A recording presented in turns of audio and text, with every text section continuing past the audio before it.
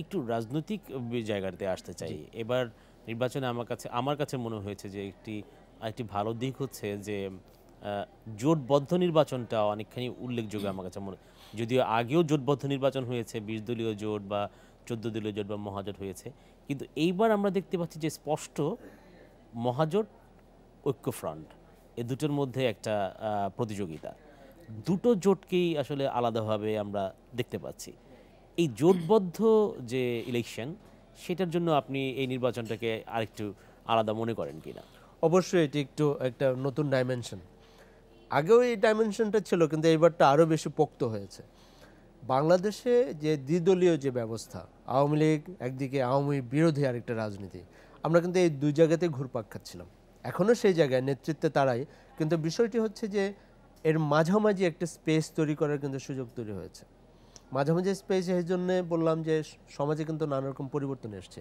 আমাদের middle class বেড়েছে, middle ক্লাসের সংখ্যা বেড়েছে, এবং কর্পোরেট সেক্টর বা প্রাইভেট সেক্টরের, ইভেন মিডিয়ার প্রসারের কারণে একটা নতুন চাকরিজীবী শ্রেণী তৈরি হয়েছে, যারা এই মিডল ক্লাসের সাথে যুক্ত হচ্ছে। পাশাপাশি মানুষের ইনকাম লেভেল বেড়েছে, মানুষের নানা রকম নিজের এন্টারপ্রেনারশিপ, নিজে বিজনেস করে, ছোটোখাটো চাকরি বাদ দিয়ে ছোটো বিজনেস দিয়ে মোটামুটি একটা মধ্যম মানের একটা ব্যবসায় তৈরি হয়েছে। তো এই যে সমাজে যে পরিবর্তন হয়েছে, এই মানুষগুলো কিন্তু আপনাকে অ্যাকোমোডেট করতে হবে।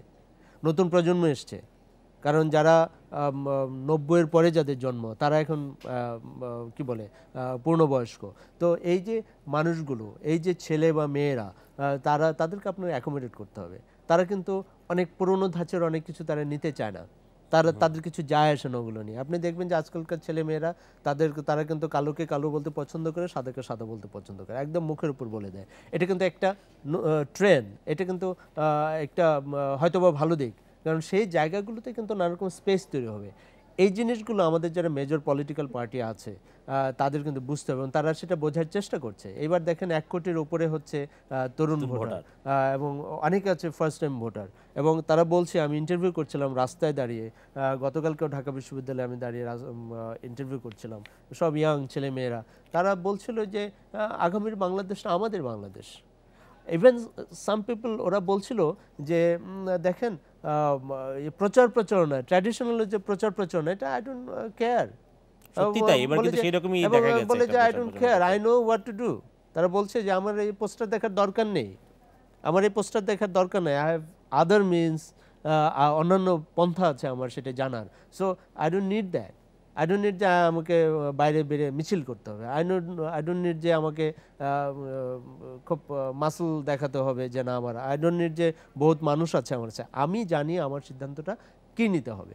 তো এই যে বিষয়গুলো, এটি কিন্তু অত্যন্ত গুরুত্বপূর্ণ, এবং সেই জায়গা থেকে আপনি যেটা বলছিলেন জোটবদ্ধ রাজনীতির সাথে এটা একটা সম্পর্ক। তারা বুঝতে পারছে যে ছোট ছোট ছোট ছোট অনেকগুলো দল আছে, শক্তি তৈরি হয়েছে, এই শক্তিগুলোকে যদি বড় শক্তিগুলোর সাথে এক করা যায়, এবং বাংলাদেশের যে রাজনীতির ধরন, একটা মাঝামাঝি একটা রেখা তৈরি হয়েছে, দুই পক্ষ, এটা বিরোধী পক্ষে যারা আছে তারাও মনে করে যে আওয়ামী লীগ একটা রাজনৈতিক দল এবং আওয়ামী লীগ বিরোধী আরেকটা রাজনৈতিক দল। সেই জায়গাগুলো থেকে এখন দেখবেন যে বদরুদ্দোজা চৌধুরী সাহেব, তার হয়তো বা দলের পপুলার সাপোর্ট নেই, বিকল্প ধারা, কিন্তু তারা গিয়েছেন সরকারি দলের সাথে বা প্রধানমন্ত্রী শেখ হাসিনার সাথে।